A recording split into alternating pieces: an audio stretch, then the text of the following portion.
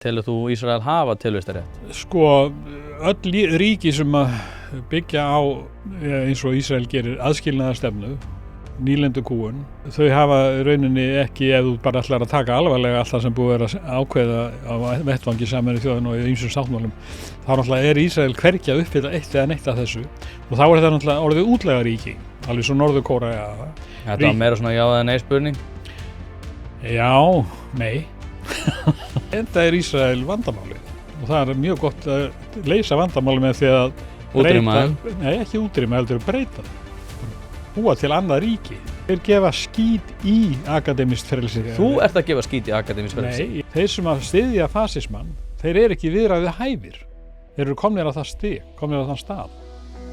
Góðan daginn og velkomin í hlaðvarpið Ein pæling. Þessi þáttur eru boðið fiskhúsi.is, bæjarins bestu pilsur, Happy Hydrate, Alvöru Bón og Polsen. Nú ef þú ert að hlusta á þetta á almennri veitu, þá ferðu inn á partus.is/ein pæling til þess að fá þennan þátt á undan öðrum og án auglýsinga. En fyrir ykkur sem eru að hlusta, þá vil ég eindregið hvetja ykkur til þess að eiga viðskipti við þessi fyrirtæki því þrátt fyrir það að þau séu ekki sammála mér um allt, að þá er þetta fyrirtæki sem að standa undir málfrelsi á Íslandi og það er nákvæmlega það sem þetta hlaðvarp stendur fyrir. En víkjum okkur á þættunum, gjörið þið svo vel. Hann hérna, Christopher Hitchens, sagði að eina sem að maður ætti ekki að vera, það væri að vera leiðilegur. Það væri eina dauðasyndin. Já, það er nú spurning hvað það, hversu vel það á við alltaf. Já, það er þú leiðilegur? Finnst þér þú skemmtilegur? Ég er sagður ágællur, ég verð engin skammað mig fyrir að vera leiðilegur. Nei. Það er kannski einhver sem talar öðruvísi um mig, sem ég heyr ekki. Já, eflaust, það er örugglega á við mig líka. En að við erum byrjaðir. Já. Hjálmtýr Heiðdal, formaður samtakana Ísland-Palestína. Félagsins. Ísland-Palestína. Hver er munurinn á samtökum og félögum? Já, þetta er bara nafn félagsins og þetta eru samtök. Það byrjar með stóru F-i, félagið. Já. Það heitir það. Hvað hérna, við höfum talað saman áður. Já. Við höfum fara að ræða um Ísland, Ísrael, Palestínu og Ísland örugglega einhver samhengi. Ok. Hérna, staðan. Við ræddum saman fyrir rétt áður en að Hera vann í, sem sagt, Eurovision kosningum. Það var rétt áður en við fórum í það. Já. Og hérna, margt gerst síðan þá. Það var hálft ár búið að þessu stríði. Sem geisar enn. Hvernig lestu í þetta? Hvernig? Lestu í stöðuna í dag? Hvað er öðruvísi? Hvernig lestu í þetta? Ég held að það séu möguleg vatnaskil.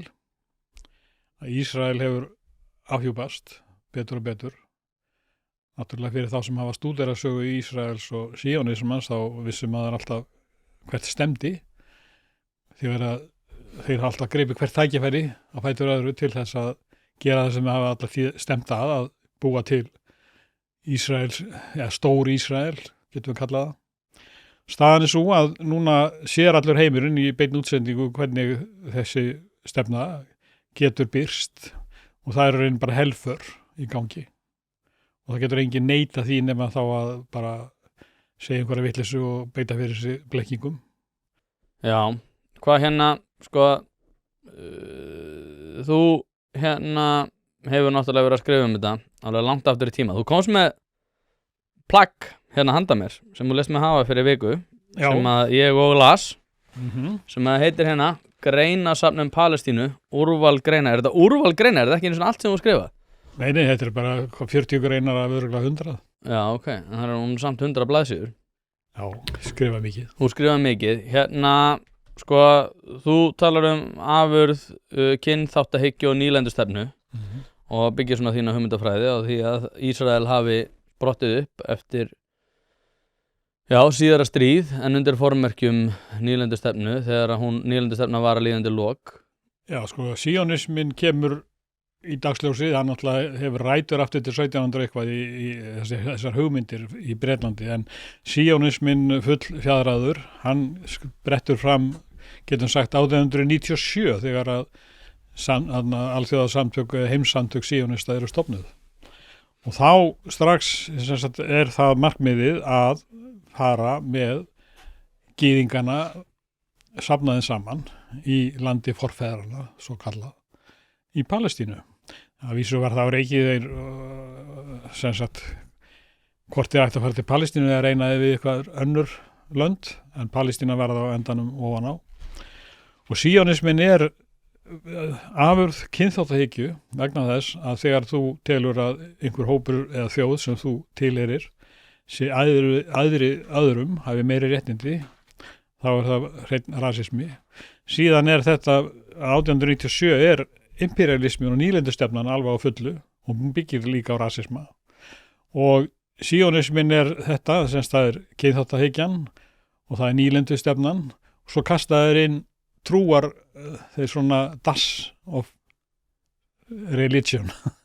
Það gert til þess að rauninni að ná að fylgja gyðingum í kringum þessa stefnu, vegna þess að í upphafi þegar síonismin boðaður þá bara eru rabbjar bara alla Evrópu og víðar algjörlega ansnúnir þessari stefnu, og gyðingar í Palestínu á þeim tíma voru ekki margir, en þeir snerust algjörlega gegn síonismanum vegna þess að þeir töldu sig vera Austurlandabúa, en þeir vildi ekki fá evrópska yfirburðahyggju yfir sig.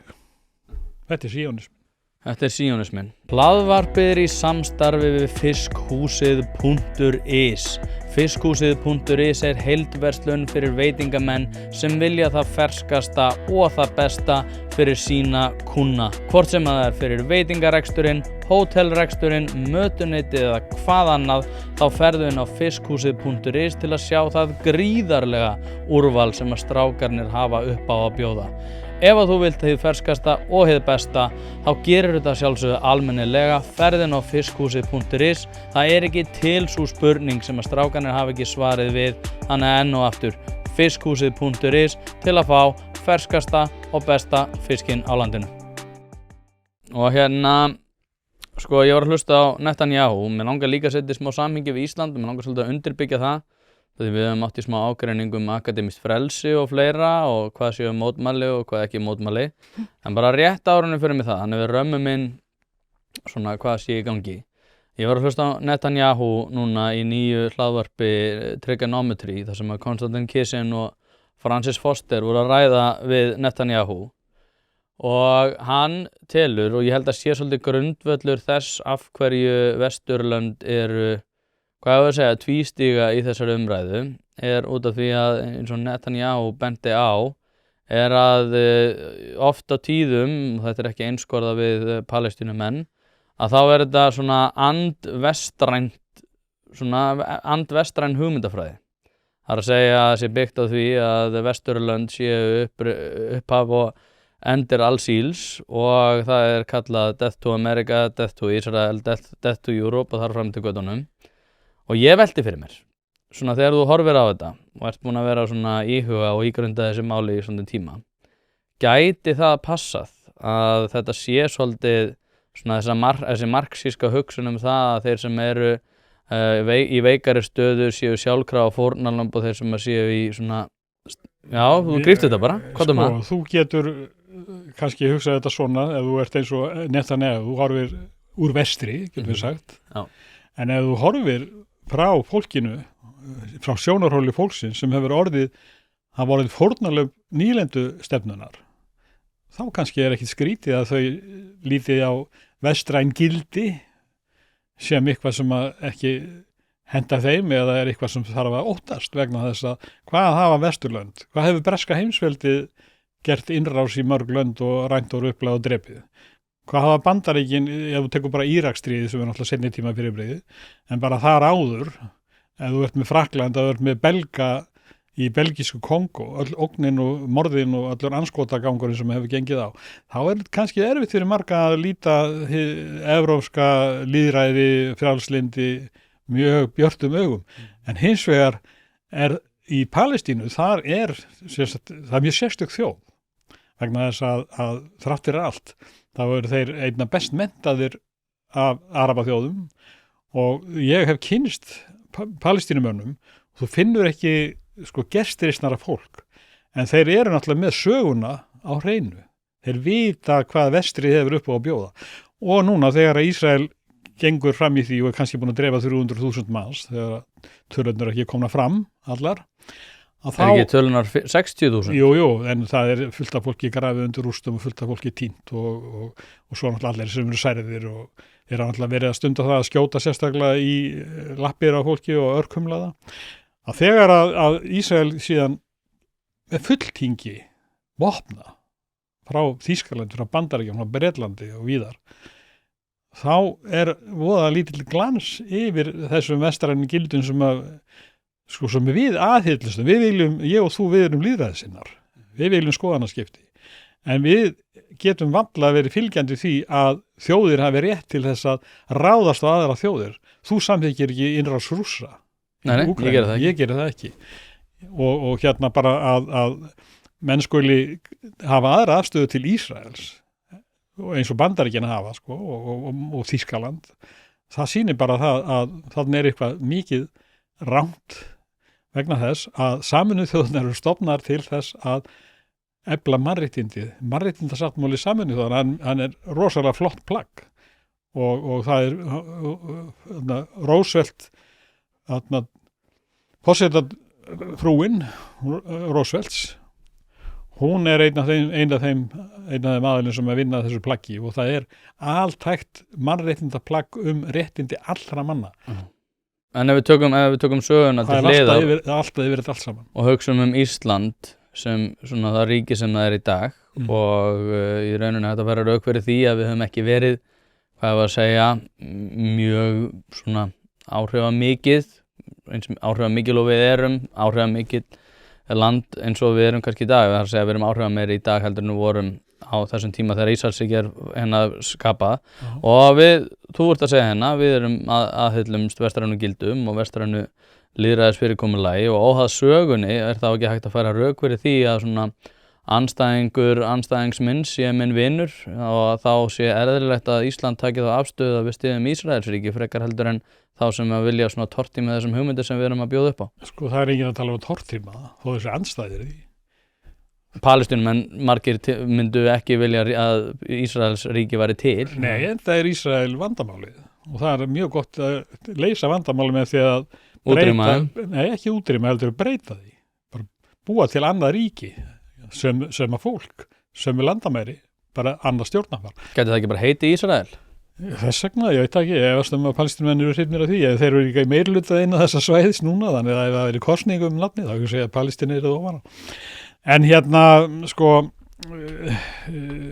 við erum bara í þeim heimi að þetta er, Palestína er ákveðin vendipunktur og upphafið Ísland tekur þátt í að kjósa skiptingu Palestínu 1947 og Ísland er eitt af þeim löndum og þá kannski voru áhrif Íslands ótrúlega mikil vegna þess að það kemur fram tillaga á þingi Sameinuðu þjóðanna, allsherjarþinginu, að alþjóðadómstóllinn hann kveði upp úr það hvort að Sameinuðu þjóðirnar hafi umboð eða leyfi til þess að vera að gera þessar ráðstafanir eða leggja til, þetta var bara tillaga að skipta landi milli frumbyggjana og einhverja annara sem að telja sér sögulega einhvern rétt þarna. Þarna kemur Ísland inn og það munaði einu atkvæði að alþjóðadómstóllinn fengi máli til umfjöllunar en það var fellt. Ísland tekur þátt í því. Þannig að þarna eru áhrif Íslands bara, við getum sagt að Ísland hefði tekið aðra afstöðu, þá hefði kannski máli farið í annan heppilegri farveg og Ísland síðan er þáttakandi í því að koma Ísrael inn í Sameinuðu þjóðirnar þrátt fyrir að Ísrael uppfyllir ekki nein skilyrði þeirra ríkja sem að gangast undir mannréttindasáttmálann. Héldum fyrstu ræðuna til hvað var stuðningi þess, eða ekki? Já, þú meinar Thor Thors. Já, Thor Thors var talsmaður nefndarinnar og hann var náttúrulega með síónískur hugmyndir í hausnum og hann segir mér sér hreint út að það þýði ekkit að vera að ég man ekki hvernig það var orðað, en hann segir bara að þýðir ekkit að vera að reyna að semja þetta, við verðum bara að kjósa, meirihlutin bara verður að ákveða, þetta var reynda 2/3 meirihluti sem þurfti og þeir náðu honum og hann segir bara, svo verða menn bara eftir að búa ákveða þetta og skipta að landinu, þá verða menn að fara að hugsa sinn gang og sameinast. Alltaf var aldrei á borðinu slíkt Hlaðvarpið er í samstarfi við fyrirtæki sem hafa sett svip sinn á íslenska menningu og eitt þeirra eru Bæjarins bestu pylsur. Ég og þú vitum alveg að þegar við fáum okkur pylsu sem er ekki frá Bæjarins bestu og þá vildum við að svo væri. Það segir það í orðinu, þetta eru Bæjarins bestu pylsur. Þið vitið það, ég veit það, skellið þessu hlaðvarpi í eyrun, farið á næsta sölustað og kaupið ykkur tvíhleypu ásamt einhverju góðu að drekka. Áður en við förum til Íslands og ræðum það eins og þetta ég held að það vera fjörugar umræður. Hérna, telur þú að Ísrael eigi að hafa tilvistarétt? Eða telur þú Ísrael hafa tilvistarétt? Sko, öll ríki sem að byggja á, eins og Ísrael gerir, aðskilnaðarstefnu, nýlendukúgun, þau hafa rauninni ekki, ef þú bara ætlar að taka alvarlega allt það sem búið að ákveða á vettvangi Sameinuðu þjóðanna og í ýmsum sáttmálum, þá náttúrulega er Ísrael hvergi að uppfylla eitt eða neitt af þessu og þá er þetta náttúrulega orðið útlega ríki, alveg svo Norður-Kórea svona. Þetta var meira svona já eða nei spurning? Já, nei. Nei, ég segi sko, ég er ekki að tala um Ísraela, altså fólkið. Ég er að tala um ríkisformið og hvað, þetta er sko rauninni herstöð með þjóð. Bara eins og Hamas og Palestínumenn? Nei. Okay. Palestínumenn eru ekki með her, eru með skæruliða sem er alltaf annar handlegur. Þeir hafa líka rétt til þess að verja sitt land. Já, við fórum yfir þetta síðast. Við fórum aðeins yfir hérna svona nýlegar vendingar sem að hafa verið eða þetta að núna var Ingólfur Gíslason sem er ötull stuðningsmaður Palestínu. Það er svona 2 mál sem ég langar að fara yfir. Annars verður þetta og svo hvernig mótmælin hafa almennt verið. Hérna, og sko það sem hefur gerst síðan við tölum saman síðast er að mín afstaða hefur breyst yfir í það að ég tel að Ísrael séu að ganga fram með óforsvaranlegu offorsi, sérstaklega líka með við hvernig þeir hafa sýnt fram á ákveðna kænsku í því hvernig þeir geta kröfið og framkvæmt hernaðaraðgerðir. Ég veit að það er auðvelt að standa hérna og segja já því að gera þetta svona og svona þeir sem eru stuðningsmenn Ísrael myndi segja já ætla þú að fara að vera hérna og fæn, ok, allt þetta. Hérna, en það sem að ég hefur samt svona verið svolítið erfitt í því að segja að maður sé, sko, nú er ég náttúrulega eins og ég síðast var, bara stuðningsmaður Palestínumanna og Ísraelsmanna og ekki svona hrifina ríkisstjórnum almennt. En að breyta yfir þessa afstöðu svona, maður telur að Ísrael sé að ganga fram með ómiklu offorsi, hefur verið svo erfitt að gera út af því að þið sem eruð að mótmæla hafi verið alveg óþolandi. Algjörlega óþolandi. Það er sko ráðist gegn fjölmiðlamönnum, það er hérna framinn skemmdarverk á einum ýmsum hlutum og það er ráðist gegn akademísku frelsi og þið telja að þetta muni koma til með að leiða til sko aukinn stuðnings ykkar málstæðar. Þetta er náttúrulega smá munir miðað við allt annað. Þetta er birtingarmynd á ákveðinni reiði og örvæntingu, alveg svo til dæmis sjálfsmorðs árásir Hamas, getum við sagt. Þetta er örvænting, þetta er reiði, þetta er magnleysi, þetta er sem sagt fólk sem að finnur að það næri ekki fram með sín réttindi.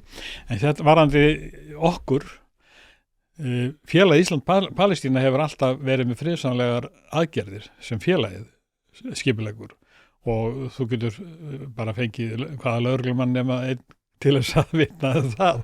Hver er þessi einni? Ég nefni ekki henni. En allavega að hérna þessir atburðir sem þú ert að telja hérna upp og þeir eru ekki allir sama eðlis. Það er alltaf í lagi að skreita utanríkisráðuneytið með smá blóðum fingraförum, handar förum. Það er rangt að ráðast á fjölmiðlamenn og það er ekki félagi sem slíkt. Ég veit alveg að Var það fordæmt að hálfu ykkar? Já, við sendum út yfirlýsingu. Og við mér að sendum út yfirlýsingu 10. október 2023 þar sem að við fordæmdum allar árásir á almenna borgara, hver sem átti í hlut. Þannig að við erum með alveg okkar línu á hreinu, en varðandi háskólan og akademíska frelsið, það er nú sprottið upp heilmikil umræða þar. Jú. Já, og þú hefur látið þitt ljós skína. Dauft. Hættu þessu.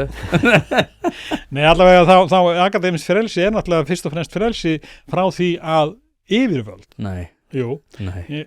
býtu, leið mér að klára að yfirvöld eins og Trump er að gera og er gert í Ungverjalandi og í Kína og í Rússlandi, þar er ekki akademist frelsi.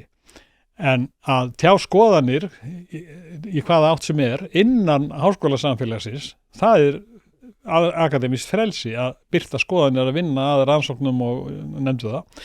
Varðandi þetta atvik sem þú ert að vitna í og hefur tjáð þig með að komu þessa ísraelska professors, hvað hann er. Ísrael, og Ísraelar, það verður, meðan ríkisstjórnir Vesturlanda ger ekkert annað en að birta yfirlýsingar, svo Þorgerður Katrín birtir yfirlýsingar eins og bara síðast núna 2 ríkja lausnina, meðan að ekkert er gert áþreifanlegt til þess að hjálpa Palestínumönnum með því að setja Ísrael stólum fyrir dyrnar, neyða þá til þess að opna fyrir matvælin, neyða þá til þess að hætta varpa sprengjum, stöðva vopnaflutningin til þeirra, þá er rétt að beita sér þar sem það er hægt, eins og í opnum lýðræðisríkjum, gegn öllum fulltrúum þessa ríkis, hvort sem að þeir komu hingað í sumarleyfi og bjóðast til þess að halda einhvern saklausna fyrirlestur gervigreind og ellilífeyrisþega hvað hann var, þá á bara að láta þennan mann vita, því hann er með bein tengsl við herinn. Það er búið að sýna fram á það. Það er hægt að láta hann vita að hann sé óvelkomin. Það er hægt að láta hann vita. Já, hann fekk að vita. En það er annað að þakka niður í honum. Nei. Og værir þú að því að hann var leituð fram. Þá verður að þakka niður í honum. Halló, segjum sem svo, tökum hérna dæmi. Hannes Hólmsteinn, Frosti Logason og Stefán Einar mætum með Skildi Íslands. Hvað sagði ekki Stefán Einar? Jú. Já. Og við mætum með Skildi Íslands og við öskurum niður fyrirlestur það hvernig Ísraelsmenn eru að fara með Palestínumenn og við bara öskurum það niður. Það voru þið bara rangri í hillu. Nei, já, það skiptir engum máli. Jú. Já, nei, það skiptir engum máli í þessu samhengi. Værir þú að fara með sömu ræðu það að þetta væri allt, nei, akademist frelsi snýst það að passa upp á það nei, þetta er bara della. Það er ekki rétt að akademist frelsi sé bundið við það að yfirvöld séu einvörðungu bundin þess að virða það frelsi. Það er líka snýst það að almenningur geti gengið að því vísu að þannig sé frjáls skoðanaskipti að eiga sér stað út af því að akademisar eiga að verja frelsi hvers annars til þess að reyna að komast að því skynsamlegustu niðurstöðunni. Og ef við erum að fara að gefa afslátt af þessu, að þá erum við að grafa undan akademíunni innanfrá, plús það að hún hefur í vök að verjast gagnvart ýmsum reynda dellufræðum sem ég reynda til að séu fyrir hendi, en það er svo sem annað mál. Ef við erum að fara að gefa upp á báð, ef ég tel mig ekki hafa getu og ég á ekki að hafa getu til þess að öskra niður akademísar sem ég er ósammála. Ég tel að það séu ákveðin fræði og ákveðinar fræðigreinar og ákveðinar deildir sem er að grafa undan akademíunni með því að vinna ekki eftir vísindalegu vinnubröðum. Ég hef aftur á móti ekki rétti þess að öskra þau niður undir þeim formerkjum að ég tel að þau séu að valda svo miklum skaða. Og þú værir aldrei að fara með þessa ræðu það að akademísk frelsi væri bara bundið við það hvað yfirvöld mættu segja og ekki segja gagnvart ákveðnum akademísum eins og við erum að sjá eins og í Bandaríkjunum sem er hræðileg þróun.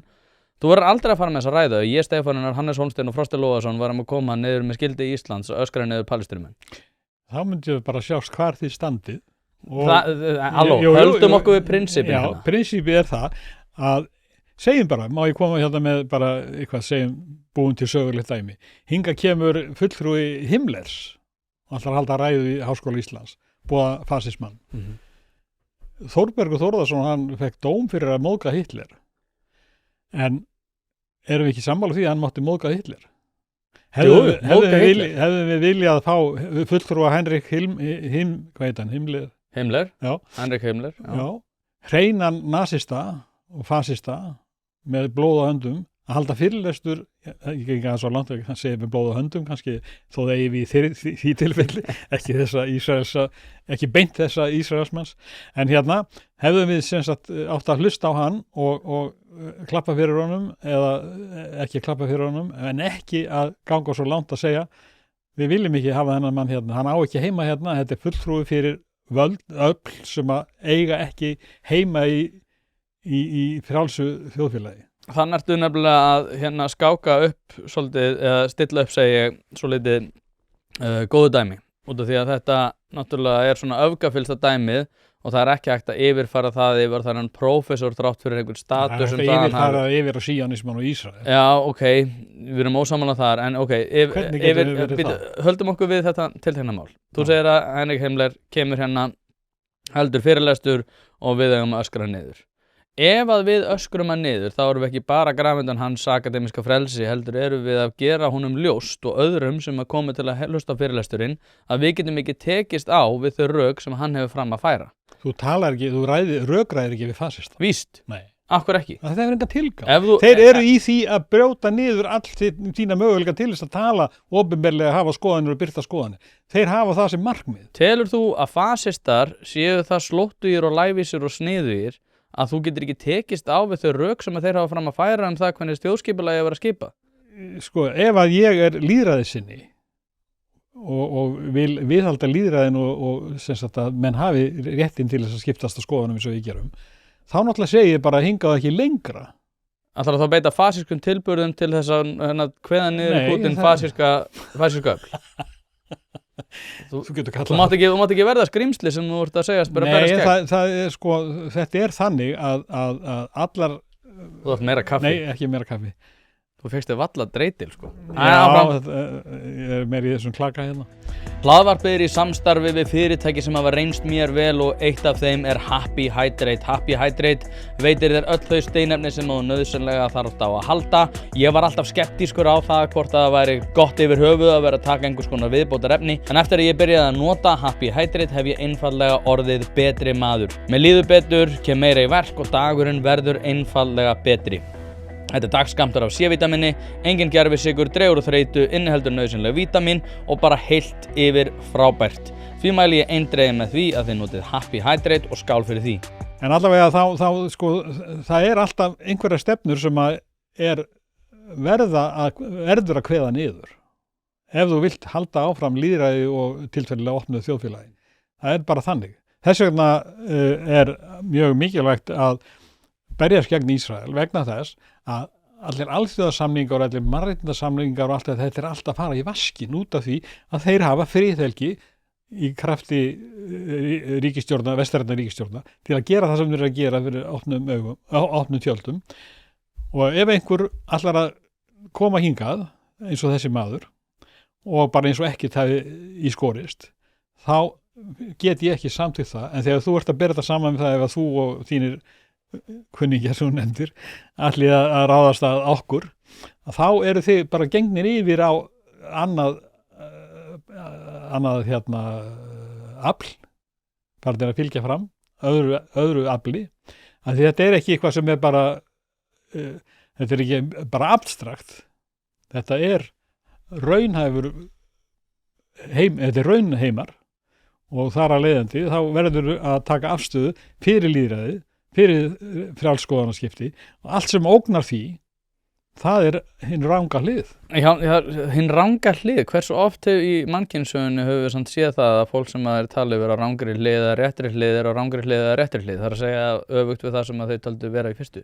Ef að við erum að vinna eftir þessum prinsipum að þá munu þið tapa. Núna var ég að birta hérna þátt fyrir ekki svo löngu, þar sem að orðið Palestína var í hérna titlinum sem að þýddi það að þátturinn fekk miklu minni dreifingu. Við tölum núna síðast að Google Maps væri búið að alfarið þurrka Palestínu út af hérna kortinu löngu áður en að ég held að það verið 2018 sem að ég sá þetta. Þannig að þú ert að segja að ef að þú ert með það vondan málstað að þá eigir þú ekki að hafa akademískt frelsi til þess að tjá þínar skoðanir. Ég held þú skiljir ekki hversu hættulega þessi prinsip sem að þú ert að vekja upp hérna byggja á út af því að þið eruð nú þegar að tapa í narratívstríðinu svona sterkur aflána. Það er bara þannig.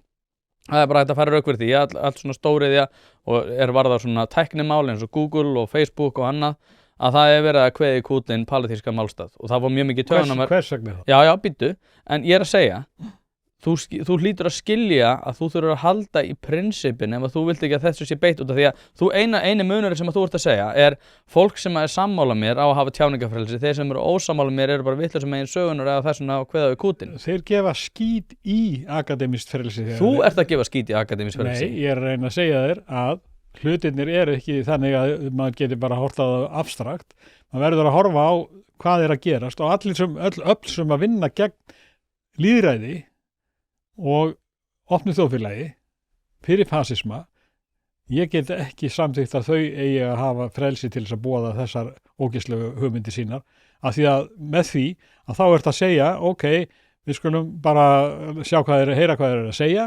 og þeir kannski ná meira völdum, eins og til þess að gerast í Ungverjalandi, og þá er bara lokað á allt. Og það eru öflin sem þú ert að tala sem sagt myndum ráðast á okkur sem værum að halda fundum Palestínu. Það eru öflin sem eru þeim megin sögun. Já, ég veit það alveg, ég skil að þú ert að tala um að þess að kemur frá þessum kemum og ég er alveg jafn mikið ósammála því. Ef það kemur hérna Rússi sem hefði stutt stríðið í Úkraínu og væri að fara að halda einhvern fyrirlestur bara tökum við þess að samönda með gervigreind og ellilífeyrismál. Ég tel að Úkraínumenn ætti ekki að geta komið og öskra það niður. Ætti ekki? Nei, það sjálfsögðu ekki. Ég tel það. Já, þá ert þú að nota fasíska tilburði í baráttu þinni við þann... Nei, þú ert að berjast gegn fasísma með tiltækum ráðum eins og Þórbergur Þórðarsson gerði. Af hverju ertu svona lítill líður að geta ekki tekist á við þetta málefnilega frekar heldur en að þurfa að kveða fólk í kútin? Við erum einmitt að ræða þetta málefnilega. Við erum annars að segja með... En ég er ekki þannig með á því. Ég er að segja ef það er einhver fasisti sem er að færa rök fyrir því að við eigum að vera að byggja á aðskilnaðarstefnu, að Ísrael sé bara... Til hvers ætti ég að ræða við hann? Út af því að þú getur kannski, út af því að þegar þú ert að tala við einhvern, þá ert ekki bara að tala við hann, þú ert líka að tala við þá sem eru mættir á staðinn. Ég tel alveg að Ingólfur Gíslason hefði getað mætt hana með Palestínufánann og staðið hana eða fyrir utan og verið að kalla á meðan að það en að sjá til þess að þessi maður fá ekki að tala og að við getum ekki gert okkur grein fyrir því hversu hættuleg þróun það er, sérstaklega núna þegar Silja Bára er ekki búin að svona tjá sig þessi mál. Nei. Og þú veist, ég man eftir því, ég var á fyrirlestri þar sem Silja Bára var meðal annars og þar var Sveinn Rúnar líka og Silja Bára einmitt sagði að það væri frábært að Sveinn Rúnar væri þannig mættur út af því að það var ísraelsku blaðamaður, þetta var ekki Gideon Levi, þetta var einhver annar sem að kom og fjallaði þess að drónaárásir og hvernig drónar væru nýttir í heriðina gegn Palestínumönnum. Já. Og þetta var held ég svona 2019. Já, var þetta ekki ungur maður frekar? Jú, ungur maður. Ég satt hennan fyrirlestur. Já, ég er ekki held ég. Ég held að þú er ekki verið hana. Nei, kannski er það annar fyrirlestur. Já. Sveinn Rúnar var allavega hana. Já. Og Silja Bára einmitt sagði að það væri mjög gott að hann væri hana. En að hún get ekki tekið, þú veist, afstöðu í þessu máli finnst mér vera mjög vont. Og mér finnst þetta líka reyndar vont fyrir ykkar málstað, eins og ég segi, þegar að Ísraelsmenn eru að ganga með allt og miklu offorsi gagnvart Palestínumönnum og það eru fleiri og fleiri að sjá það eins og þú varst að nefna en það er erfiðar að styðja eitthvað málstað þegar þeir eru tilbúin að berjast gegn tjáningafrelsi, akademísku frelsi og líka fjölmiðlafrelsi. Sko þetta er... Já, ok, þú segir að þetta... Já, ok, en einföldum þetta sann. Já, sko ég er bara að segja þetta að þú verður að taka afstöðu til þeirra afla sem að vinna gegn því. Ég er að segja þetta svona af því að ég skil alveg hvað þú ert að reyna að finna upp eitthvað svona abstrakt frelsi sem að þetta er ekki bara abstrakt frelsi, þetta er grunngildi sem að leiðir til alls sem að þér þykir vænt um. Já, en ef ég sé fram á einhver er að fara að eyða því, hvað á ég að gera? Eyða hverju? Þessu frelsi, þessu leyfi okkar til þess að birta það sem við hugsum.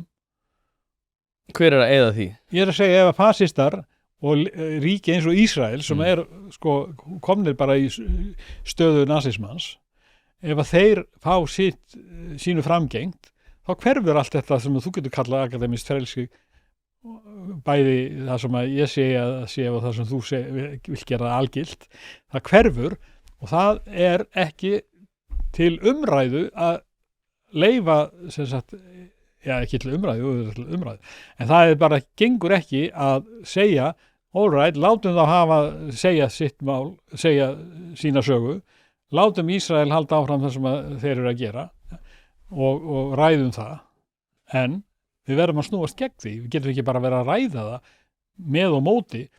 Þeir sem að styðja fasismann, þeir eru ekki viðræðið hæfir, þeir eru komnir á það stig, komnir á þann stað. Já, sko, ok, þú talar að yfirfarið yfir raunveruleikann, ég tel reyndar ekki í sig að tala einhver abstrakt hugtök og einhverjum svona fræðilegum greiningum, ég tel að þetta sé vissulega raunveruleikinn, en ok, tökum það bara praktískt eðli þessa máls.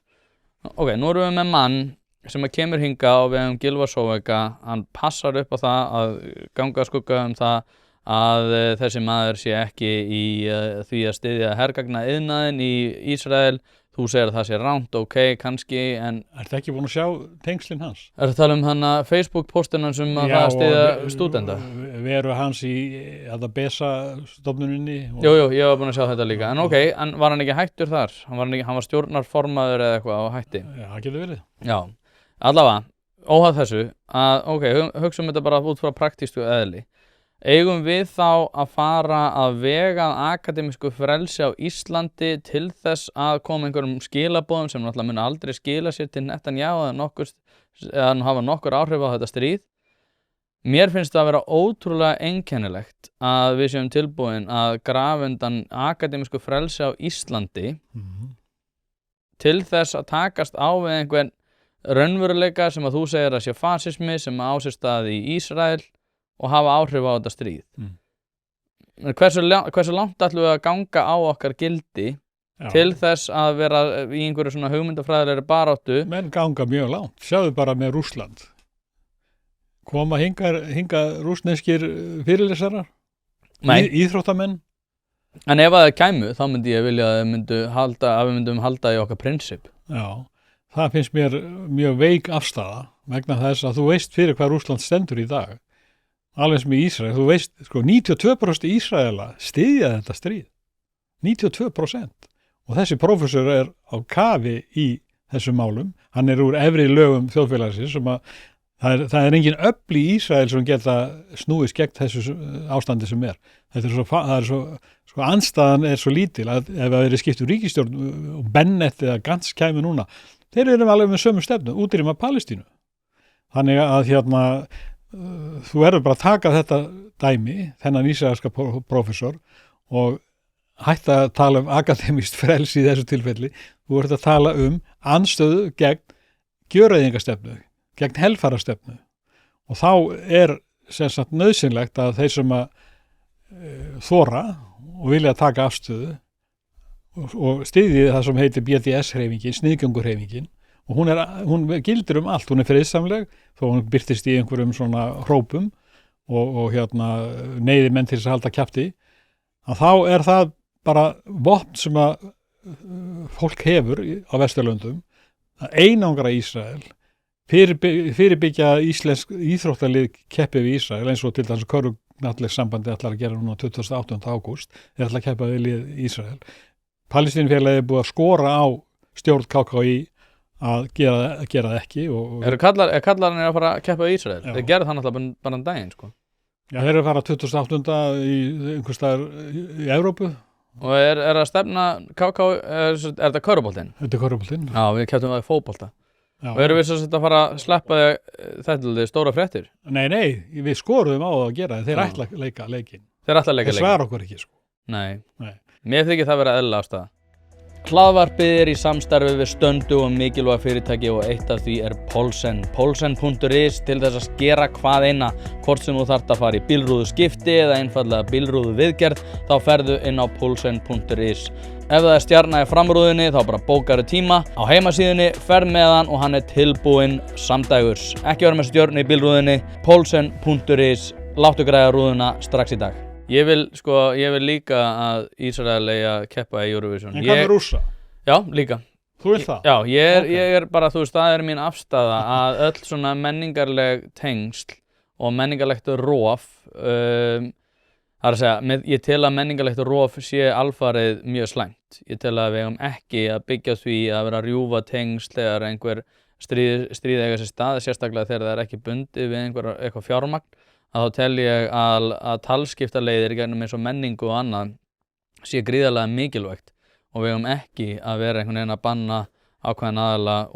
Ég held mjög fast í prinsipi mín, ekki út af því ég er einhverjum abstrakt hugmyndum það hvernig frelsið er svona sveigjanlegt og ekki sveigjanlegt, heldur bara út af því ég held að í raunveruleikanum að þegar við erum byrjuð að grafa undan frelsi fólks til tjáningar, til menningar, þáttöku og annað, þá tel ég að við séum bara mjög vondri braut. Já. Og ég held að þurfa að stoppa það áður en að vera erfitt að stoppa það. Það er náttúrulega eins og í tilfelli Rússlands að þá má segja að svona alþjóðasamfélagið að vera til.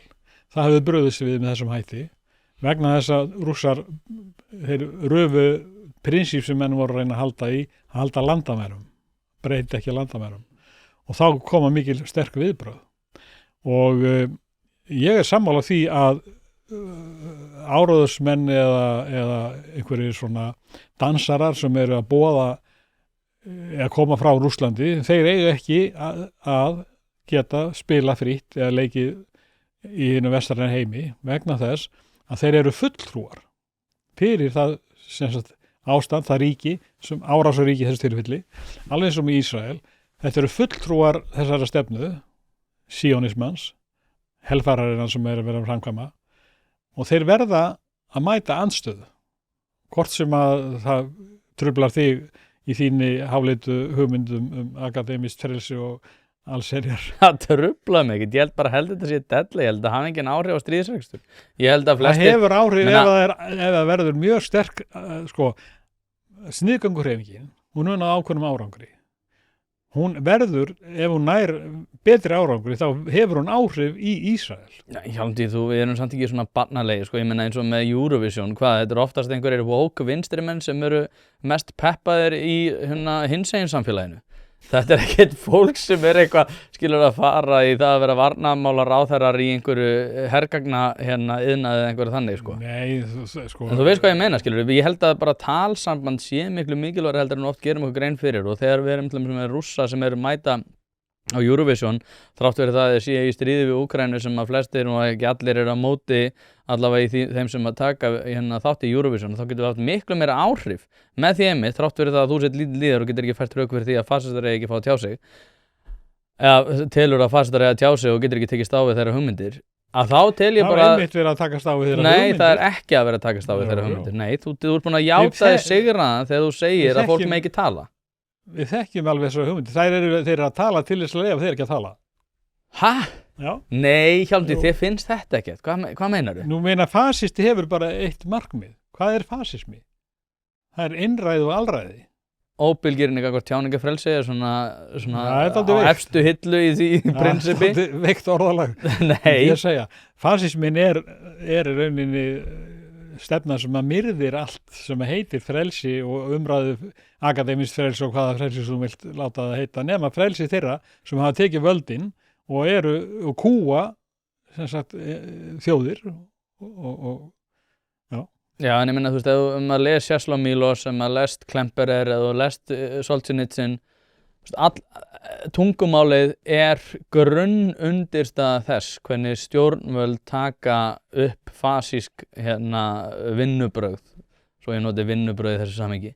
Það er alfarið það að þeir byggja því að þeir breyta tungumálinu til að byrja með og nota hugtöks til þess að réttlæta hryllilega hluti eins og allir með skert í helförinni og er líka gert, ég minna, til dæmis eins og þegar Ísraelsmenn tala og Netanyahu sagði reyndar líka í þessu viðtali sem ég var að nefna, þeir kallað ennþá Palestínumenn skepnur og ég held að hafa aldrei verið góðaliði sem að færi rök fyrir því að andstæðingu þeirra sé skepnur, það er bara sagan sýnir það að það er oftast og ef ekki alltaf það slæmi maðurinn. Þannig að það að kalla á skepnur er náttúrulega, en og eins og ég segi, svo við færum kannski bara yfir í hittæmi sem að mér finnst áleika galið, er að þegar að Palestínumaður skvettir málingu á ljósmyndara Morgunblaðsins að þá er það bara byggt á því að já, nei, það er nú ekki árás, bara eitthvað fólk sem var að tala um það að einhver orðatiltæki væri jafnvel ofbeldi og annað, að þá kemur sama fólk núna í sínu prinsipsleysi út af því að þeir vilja dyggðaskreita sig með því að vera með einhverjum myndbirtingum á internetinu og færa rök fyrir því að það að skvetta málingu á annað fólk sem búnaði upp á marga milljónir utan á sér, það er nú ekki árás. Þetta er náttúrulega, við erum sammála hana, ég veit það. Við erum algjörlega stjórnlaust galið. Ég er alls ekki hlynntur því að menn beiti þessari aðferð. Þannig að þú fordæmir þennan Palestínumann, ekki? Ég ætla ekki að fordæma hann. Þetta er ágætis maður. En hann á við mjög erfiðar aðstæður að búa, hann er Palestínumaður.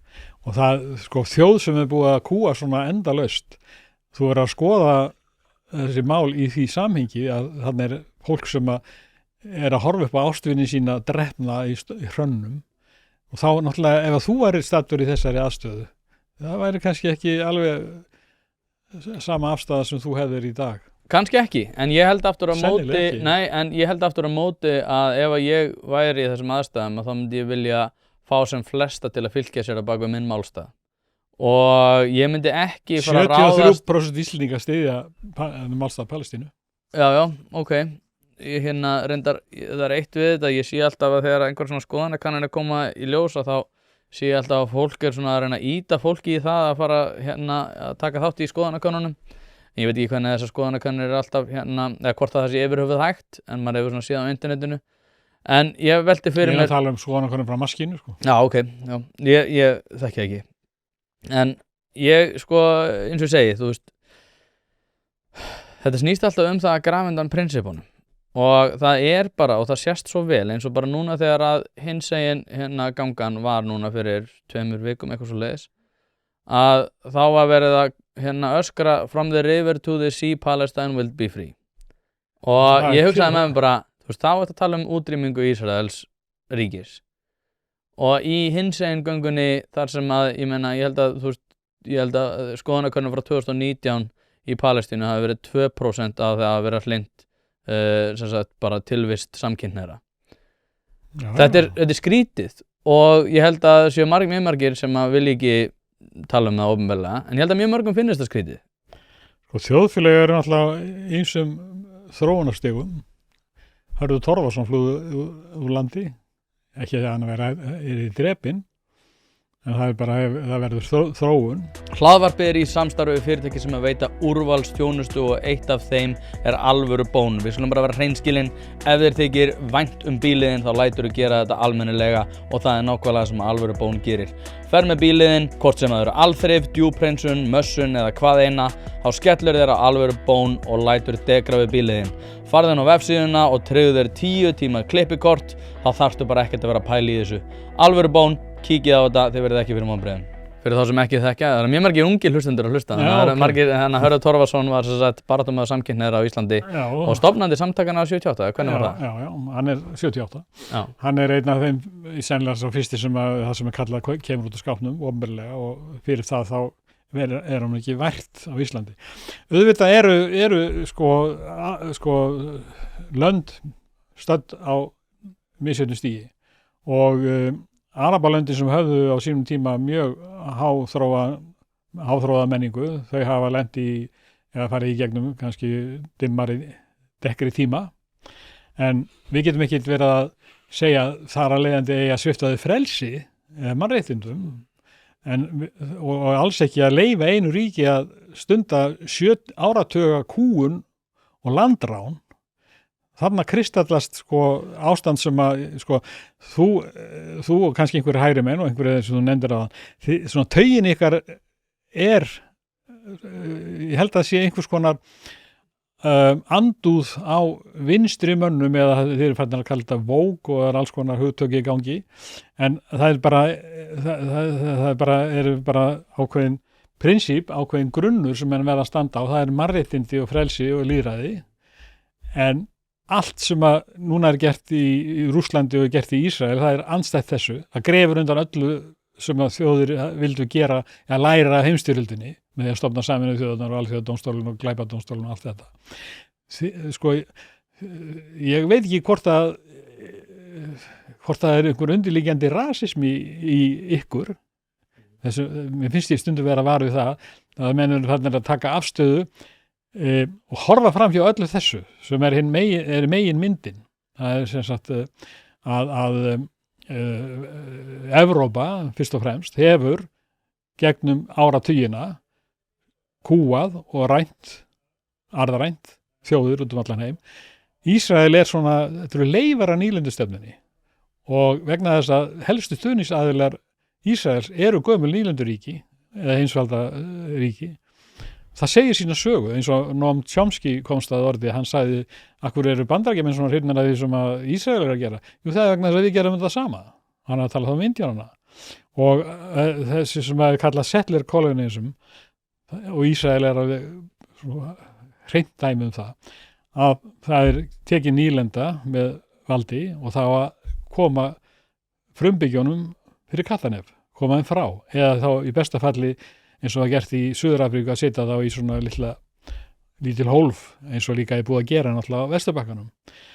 Þetta er stóra málið og það er bara þessi afstaða að þú verður að taka eins og Palestínufélagið sko í markmið og lögum Palestínufélagsins er stefnan svo að fá Ísland til þess að vinna að því að Ísrael gangi starfi samkvæmt sáttmála Sameinuðu þjóðanna og þessu. Við erum ekki að tala um að útrýma Ísrael. Ísrael, sko þjóðin Ísrael, hún verður... Þú sagði að hún hefði ekki tilvistarrétt. Í formi, ég er að segja þetta ríki í þessu formi, að það kúar aðra. Það hefur engin landamæri. Þeir eru alltaf að stækka, þeir eru búin að taka hlut af Sýrland og þeir eru að taka meira núna. Þeir eru alltaf, sko, stór Ísrael, draumur Netanyahu sem hann er nýbúin að opna á, í viðtali. Hann næri inn í Líbanon, hann næri inn í Egyptaland, hann næri inn í Jordani og hann Smutrich, fjármálaráðherrann. Hann vill Jordani, alla. Þetta eru öfgamenn. Það var maður sem heitir Secular Talk sem er alveg áhugavert, hann var að segja að svona samsæriskenningar sem Ísrael að Netanyahu hafi viðurkennt þetta í viðtali. Ég var eftir að sjá þetta viðtal, þannig að það talar um það að þetta sé útvíkkun sem að er umfram, náttúrulega langt umfram Gaza og eins og þú segir, öll Jórdaníu og fleira, sko. Já.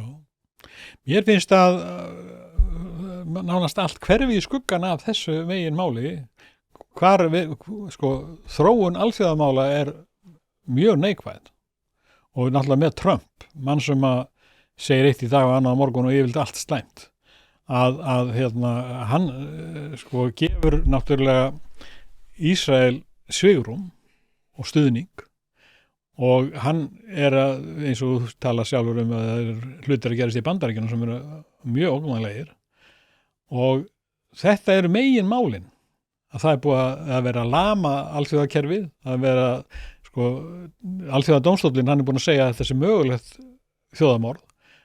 Hann sagði við Ísrael að hættið þessu, þeir hafa ekkert gert það, þeir hafa bara aukið árásirnar og drápin. Þannig að niðurstaða alþjóðadómstólsins getur ekkert orðið önnur en að þetta sé þjóðamorð.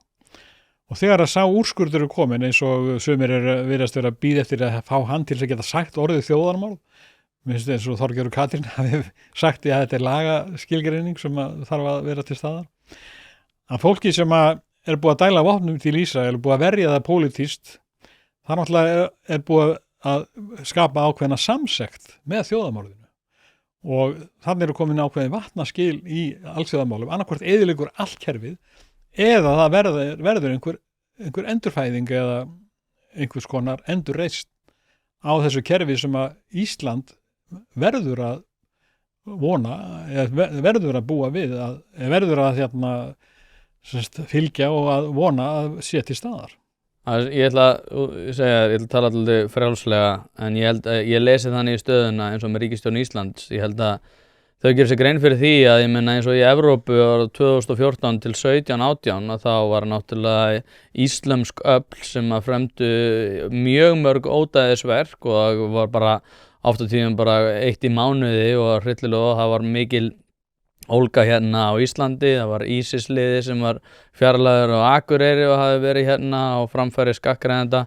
Við vitum ekkert fleiri menn, það var einhverju sem Stefáninnar hefur flett upp sem hafa verið hluti af íslamska jihad. Það er kjaftað, ég þekki manninn. En þekkir manninn? Og var hann ekki stuðningsmaður? Hann er anstæðingur Hamas. Anstæðingur Hamas, en er það ekki Islamic Jihad? Nei, hann er bara ekki þessari línu. Ok, allavega. Hvernig sé því líður að þá þú veist, við erum búin að sjá, þú talar um að þetta sé bara menntaðasta fólk í heimi og það er bara... Ég sagði það ekki. Menntaðasta fólk í Arabaheiminum. Þeir leggja mikla áherslu á menntun. Já, og að þetta sé, þú veist, vissulega ríki í þróun, en aftur á móti þá er þetta bara Ísrael að vera hryllilega vondir við fólk sem vill þeim ekkit illt. En ég velti fyrir mér, þú veist, núna erum við búin að sjá dæmi, þú veist, þá voru í Slóveníu voru 2 Palestínamenn á íslenskum vegabréfum sem voru handteknir fyrir einhvers konar mansalstilraun. Við sjáum að heiðursmorðtilraun á ungri stúlku þar sem að fjölskyldan hennar veittist gegn henni. Það ég held að það sem að ástæðan fyrir því að Þorgerður og Kristrún og fleiri þannig að séu tvístiga í þessu bara út af því að reynsla okkar hefur verið svo. Ok, tökum bara þessi prinsip. Byrjum að sjá Palestínumenn sem að hinga hafa komið sem að hefur gengið misjafnlega að aðlagast samfélaginu. Í Danmörku það sýna töluleg gögn að það hefur gengið mjög brösulega aðlaga Palestínumenn að samfélaginu okkar. Við erum með íslömsk öfl sem að voru að fremja ódæðisverk í Evrópu árabil fyrir örskömmu og oft á tíðum þá eru þessi öfl sem að svona segjast vera berjast fyrir Palestínu að tala fyrir útrýmingu vestræna menningar og annað. Ég held að bara fólk horfi á þetta og hugsi, ég get ekki stutt þetta, skilurðu? Og ég gerir mig grein fyrir því að þetta sé algjör viðbjóður, ég hef séð myndböndin, ég sé viðbjóðin, ég mætti á Mats Gilbert, ég sá þetta í Háskóla Bíó, þetta algjör viðbjóður, en þetta ástæðan fyrir því ég bara get ekki sett minn penning á það að þetta séu góðu gæðinir. Já, þá ertu að taka afstöðu út frá hlutum sem eru afleiðingar, til dæmis að þú ert að tala íslamska hryðjuverkamenn. Þeir eru náttúrulega afsprengi einhvers, bara Íraksstríðið. Þeir bjuggu til ISIS. Þeir koma ekki úr lausu lofti og þessar þjóðir í eðli sínu ekki verri heldur en þú og ég, eða fólk. En það náttúrulega getur eins og bara gerist í Þýskalandi og búið að gerast í Ísrael. Það geta gripið fólki heilu þjóðirnar svona hugmyndir. Eins og ég var að segja, 92% Ísraela líta á Palestínumenn sem bara réttlausa. Þýskir nasistar á sínum tíma að þetta var gegnsýrt af hugmyndum yfirmennsjen, ofurmannesku, réttindi umfram aðra. Þannig síónisminn, hann byggir á því að gyðingar hafi réttindi umfram aðra. Þetta eru stóru línundar og afleiðingar geta verið alls konar vandamál í Evrópu. Já, það geta komið hingað hryðjuverkamenn sem hafa eins og gerist í París á sínum tíma, Charlie Hebdo. Já. Þetta eru bara birtingamyndir á ástandi, en þú getur ekki myndað þína skoðun í heildina út frá einstaka svona hlutum. Þú verður að þekkja sögun og þú verður að vita hvernig gangverk sögunar og þú verður að Ísland tók þátt í Íraksstríðinu á sinn hátt. Þannig að við hefum bara skilið, þú veist, ég skil ekki hvað að menna. Þú getur alveg sagt að við hefum skilið að láta hryðjuverk við verðum að skilja að ein aðgerð eins og stofnun Ísrael, hún hefur afleiðingar. Það voru bandarískir háttsettir bandaríkjamenn á sínum tíma sem vöruðu við að Bandaríkin styddu Ísrael, stofnun Ísrael. Þeir höfðu bara rétt fyrir sér. Ég nótaði þetta hjá mér, hver var það aftur? Loy Henderson. Loy Henderson, já, alveg rétt, það var það sem hún skrifaði. Hann var yfirmaður í Miða-Austurlandadeild utanríkisráðuneytisins. Já, en svo aftur á móti, þú veist, þú getur alveg málað upp einhverja mynda, þetta sé afsprengi og... Já, þetta er bara, þú verður að hafa sögun á hreinu. Já, ég skil að þetta er sama og sagt. Þú mátt ekki taka afstöð út fyrir einhverju einstaka atviki sem afleiðing á öðru miklu verra hlut. Þú verður að taka myndin í heild. Þetta er fordæmi við allt sem heitir hryðjuverk. Já, en þetta er sama, þú veist, eins og ég segi að þú veist, við hefum ekki átt að takast og náttúrulega þegar Al-Qaida var og hét að þá náttúrulega gekk Abu Musab al-Zarqawi á fund Osama bin Laden og sagði mitt að þeir ættu bæði að drepa Shia-muslima og útrýma vestrænu gildi á sama tíma og Osama bin Laden sagði nei og svo náttúrulega fór Abu Musab al-Zarqawi og stofnaði ISIS og Abu Bakr al-Baghdadi tók svo við þannig 2015 með frægri ræðu þar sem hann stofnaði ríkið í heild sinni. Sko, þú getur alveg sagt, þú veist, við getum farið svona, ég er að hugsa svona praktist eðli hvernig við horfum fram á við og þú getur alveg sagt, við erum með að horfa þetta í samhengi og kannski þetta bara allt eðlar afleiðingar að islamismi sé einhvern veginn að fara að koma til Evrópu út af því að við einhvern veginn berum ábyrgð á þessu. En þá þurfum við bara að horfa til þess að bara ég held að fólk hafa engan húmor fyrir því þá að við séum að taka á móti fólki sem er frá þessum ríkjum út af því að ef að þetta verður fyrirkomulagið að við séum bara einhvern veginn í einhverjum svona já, að taka við fólki sem er með einhver svona íslamskar hugmyndir þá erum við bara, þú veist, kannski bera Bandaríkjanna ábyrgð á því og þú veist, tökum bara sem dæmi, núna þú skrifar 8. október 2023 í þessu riti Já. Þetta er mjög ógeðfelldur titill og alveg óháð því hvernig þú horfir á þetta menn uppskera eins og þeir sá og þetta skrifar daginn eftir ódæðisverkin 7. október Af hverju? Af því að menn eru að uppskera eins og þeir sá En þannig ertu bara þú veist, þetta er bara réttlæting. Nei, ég er að útskýra það að sem sagt, árás Hamas á sínum tíma, hún er, eins og ég er að tala hún daginn er afleiðing. Eftir? Hjálmtýr, já, daginn eftir, já. ekki á sínum tíma. Og svo hefur bara alltaf komið betur og betur í ljós að megnið af því sem var sagt þetta á sínum tíma var byggt á lygum. Ertu alveg hérna með... Börnin sem voru afhöfði og setti á örbylgjófni að því að það er gert allt til þess að gera Palestínumenn og þá leið Íslam að skrímslum. Og auðvitað er ekkit æskilegt að fólk sé að hrekjast úr sínum heima högum. Palestínumenn vilja vera í Palestínu, en þeim er ekki vært þar. Og ef að þú styður Ísrael, sem þú svona ert aldrei veikur... Ég styði ekki Ísrael. Já, þú ert aldrei veikur fyrir... Nei, ég skal bara segja það, ég skal bara vera alveg hreinskilinn við þig. Já, í hverju birtist þín andstæða við Ísrael? Mín andstæða? Að þeir séu að ganga með allt og miklu offorsi. Nei, hvað gerir þú? Hvað ger ég? Ég get ekkert gert. Akkur ekki? Ég meina, ok... Skrifar ekki grein? Ég er til dæmis, ég er að halda hlaðvarp. Já, ég held hugvekjur þar sem að ég er að láta reyna á þínar hugmyndir, örugglega einhver sem að vera meira sammála þér í kjölfarið. Ok, þú reynir. En sko, Hjálmtýr, ég held bara að ágæti skoðan að byggist aðalega á þeim að geta tekist á við gagnrýni. Og það sem að mér, og þú veist, það er svolítið rauði þráðurinn í minni andstöðu gagnvart ykkur er að þið séu tilbúin einhvern veginn að gefa upp ákveðin gildi sem mér er mjög andum og er mér kær. Ég veit ekki hversu andir er þau ef þú ætlar að leyfa þeim að flæða yfir þig. Flæða yfir mig hvernig? Nú með því að rökræða við fasista og leyfa þeim að hafa hérna vettvang. Ég verð skammaður fyrir það að hafa þig hérna, sko. Já. Það er talað um þið sem fasista og terrorista, terroristasleikja og gyðingahattari. Stefán Einar er alltaf að stimpla með gyðingahattara og örugglega Hannes Hólmstedt líka. Ég held að séu miklu fleiri en bara þeir. Já, ég tek það bara sem þekkta menn. Já. Sem er ábyrjandi og skrifað mikið. En samt ertu hér. Já, þú ert ekki... Ég er til að ræða við alla þessa hluti. Já, en þú hefur ákveðna grunnafstöðu sem að við með þessum erum náttúrulega að takast á. Sko, ég hef bara verið, ég er mikill aðdáandi Christopher Hitchens og hann hafði gríðarlegar áhyggjur af islamisma í Evrópu. Ég hef hann líka. Og ég hef áhyggjur af islamisma í Miðausturlöndum líka. En þú getur ekki, látið það rauninni blekkja þig eða blinda þig. Ég skal fúslega gangast við því að ég geti verið að vera blekktur. Ég skal ganga við því að ég geti hort á sjálfa mig eftir 30 ár og hort á það myndband og sagt, djöfus, hálfviti var ég maður, hvernig gati ég verið einhvern veginn að tala í kringum hlutina. Sjáðu mig, þú sagðir hérna í síðasta viðtali okkar og ég held að Stefán Einar, uppáhaldssetningin hans, að það sé engin málstæður svo slæmur ég stiðin ekki, ég maður ekki hvernig álaði það. Og þú sagðir að ég hefði mjög vont track record í sambandi við Pol Pot og Mao.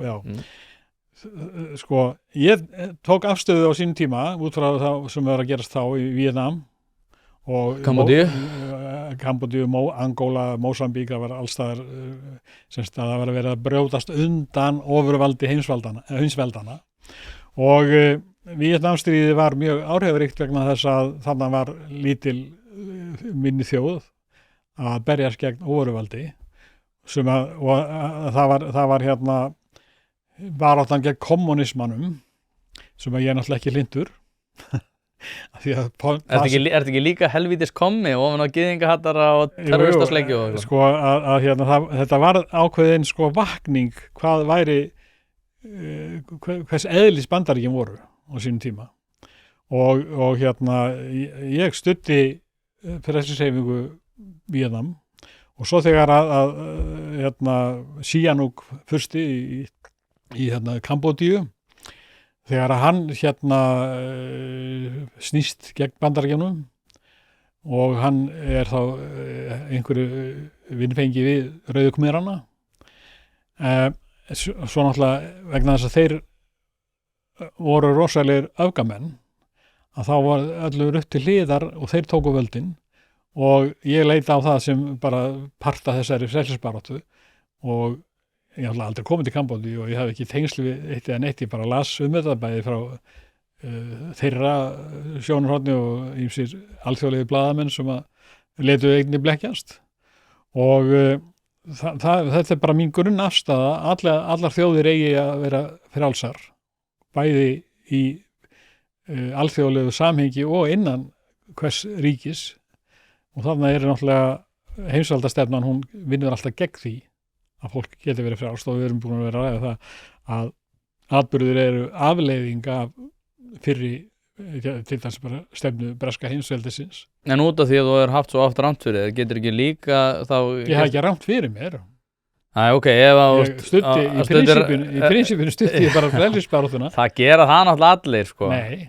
Jú, víst, nei. jú. Ég held að flestir, ég meina þess að Stalin hafi talið sig verið að gera réttu hlutina.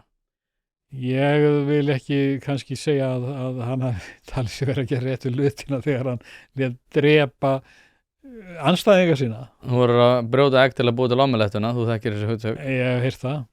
En hérna... Ég held að flestir talið sig verið að gera það rétt og það er sko mannlegar takmarkanir svo bundnar við það að við eigum ekki að hafa vald yfir öðru fólki almennt. Þess vegna eru við svo miklu frjálshyggjumenn hérna. Nei, ég skil hvað meinar, en gætur þú ekki að þú gengist við því að það kunni að vera að þú sért svo geinkeyptur þessum málstað að þú sjáir ekki, hvað ég var að segja, bjálkan sem Hamas er í eigin auga. Sko ég er ekki að segja að Hamas sé einhver heilaga kýr. Dýrlingar? Nei, en hérna, þeir hafa rétt til þess að berjast fyrir frelsi þjóða sinnar. Það er bara algjörlega skráð í þann sáttmála sem að ætti að vera algildur. En þeir hafa náttúrulega eins og til dæmis 7. október þá fremdu þeir náttúrulega stríðsklæpi líka. En það en ef þú bara ætlar að fara að kalla þá hryðjuverkamenn en ekki Ísrael eða Bandaríkin, hryðjuverkaríki, ætlar að þá fara að meta það út frá hvernig þeir skilgreina hryðjuverkamenn eða ætlar að taka út frá einhverju raunverulegu sem þessir aðilar hafa gert. Ef þú ætlar að fara að telja líkin eða ofbeldi sem þeir hafa beitt þá náttúrulega þá verða þeir bara kórdrengjum þarna í Hamas. Já. Ég er liðsmaður Hamas eins og Björn Bjarnason skrifaði. Já, ég veit það ekki. Hvernig sér þetta fyrir, sko, ég ætla að spyrja þig tilgangurinn í þessu. Hver sér hann, hvernig langar þið að svona fólk muni minnast þín? Hver til að vera sér tilgang? Þú ert ekki að engjast. Nei, ég verð 80 ára núna í desember. Já. Hver er þess að gjörð? Já. Hvernig myndir fólk myndi vilja minnast þín? Hver hefur tilgangur lífsins verið? Það er dálítið erfitt að segja. Svara sér 3 setningum. Ég hugsa bara menn lesi bókina mína og þetta greinasafn og hérna hugsa já, það er dálítið mikið til síns máls. Já. Nei, ég er ekki hræddur við að yfirgefa þetta svæði og hérna skilja eftir það sem ég skil eftir. En mín von er náttúrulega að palestínumenn fái frelsi í einhverju, annarkvort í því formi að það verði stofnað palestínskt ríki við hlið Ísraels, sem ég veit að mun aldrei geta gengið upp meðan Ísrael er Ísrael. Það er með sama eðli og það er í dag. Heldur að minni bíða þennar 72 hreina meyjar þegar þú ferð upp til himna? Ég er ekki trúaður. Ég glemdi, það var ekki Músa sleikja sem átti líka eftir Já, sjálfsagt. Ég er ekki trúaður, ég er ekki kristinn, ég er sennilega heiðingi, trú ekki að máttarvöld, þannig að það bara er þannig og mér er ekki tekist að hafa neina trú. Ég hef þá trú reyndar að það sé nú gott í flestu fólki og að þó að heimurinn taki vondar dýfur að þá vona ég allavega að mannskepnan læri þó svo að í dag það sem ég er að tala lærdómur heimsstyrjaldarinnar, helfararinnar, það er ekki núna efst á borði. Það er ekki það sem menn eru að fylgja, sá lærdóm sem menn eru að framfylgja heldur bara þeir eru að stefna í eitthvað svipað. Er Stefaninn góð manneskja? Ég þekki hann ekki, hann skrifar, hann er vonda skoðanir og hann sko bregður fyrir sig þessum stimpli að kalla mig gyðingahatara sem er gyðingahatur í sjálfu sér vegna þess að ég er alltaf að segja sko að Ísrael og síónismið segja þetta vonda, ég tala ekki gyðinga en þegar hann bendla saman gyðingum og síónisman og sérstaklega Ísraelsríki þá er hann að segja bara að gyðingar sé að fylgja almennt nýri helfur en það eru 17-18 miljón gyðingar í heiminum af þeim eru 7 miljónir í Ísrael og það er ekkit allir það er hörðustu andstæðingar síónismans eru gyðingar en þegar hann segir ég sé gyðingahatari þá er hann raunin að bendla gyðinga við allt það vonda sem að við vitum að gerist núna til dæmis á Gaza. Og það í sjálfur sem gyðingahatur því að samtökin til minningar helförina, IHRA, þau skilgreina gyðingahatur þannig. Ef þú segir að Ísrael og gyðingar séu eitt hið sama, það gyðingahatur. Ef að við erum á leiðin í bústað, hörku bendir, bara viku fyllir í, við erum bara tróðfullir alla vikuna, og þú verður að velja milli þess að taka mig og Stefán Einar eða Frosta Logason og Hannes Holmstein með þér, hvort myndir þú velja? Hvort, ég meina... Það er bara annarkvort teimið. Þig eða þá? Já, mig og Stefán Einar, eða Frosta Logason og Hannes Holmstein. Sko, þetta alltaf mjög abstrakt hugmynd. Þú ert alltaf ekki svo abstrakt, svaraði bara spurningunum. Já, hún þannig að það mjög erfitt að svara inn að einhverju viti, vegna þess að ég myndi í fyrsta lagi bara segja nei takk. Við áfenginu? Já, meðal annars. Já. Ég ekki með fullan bara síðan ég maður ekki hvenar. Nei, gaman að gera það með okkur. En þú þyrftir að velja, skilur. Nei, ég myndi halda að þetta mjög erfið upplifun. Ég held að þetta skemmtilegar heldur nú telur. Nei. Jú. Nei. Víst, ég má alveg hafa mína skoðun. Já. Það er alltaf að reyna að skera tjáningafrelsinu. Já, fyrir ekki. Ég andmæliðinni skoðun. Ég myndi halda að þetta væri alveg viðbjóðslegur félagsskapur. Ekki fyrst viðbjóðs að það eru með mér hérna? Nei, þú ert einhvern veginn öðru vísi, þú ert kannski aðeins opnari, en hinir eru, dálítið illa farnir. Já, við sjáum til hvernig þetta fer. Hérna, gyðinga elskarinn, Hjálmtýr Heiðdal, elskar ekki gyðinga? Ég elska konuna mína og börnin mín og fjölskylduna mína. Ertu ekki svona vinstri maður sem elskar mannkynið? Ég noti ekki þetta orð elska eins og við ekki væntum og ég stið og en þetta bandaríska I love you, I love this, I love that. En ég heyri að barnabörnin mín nota þetta, þau elska allan anskotan. En það bara ekki úr mínu uppeldi að tala sífellt að elska, en þannig skilgreinir ég. Nei, ég alveg sammála því. Ég finnst við eiginlega einhvern veginn eiga að hafa hugtökina eins afmarkaðara heldur en við oft á tíðum. Já, þetta bandaríska. Þetta helvítis bandaríkin. Kvikmyndir. Hjálmtýr, gott að sjá þig og þangað til næst. Takk fyrir.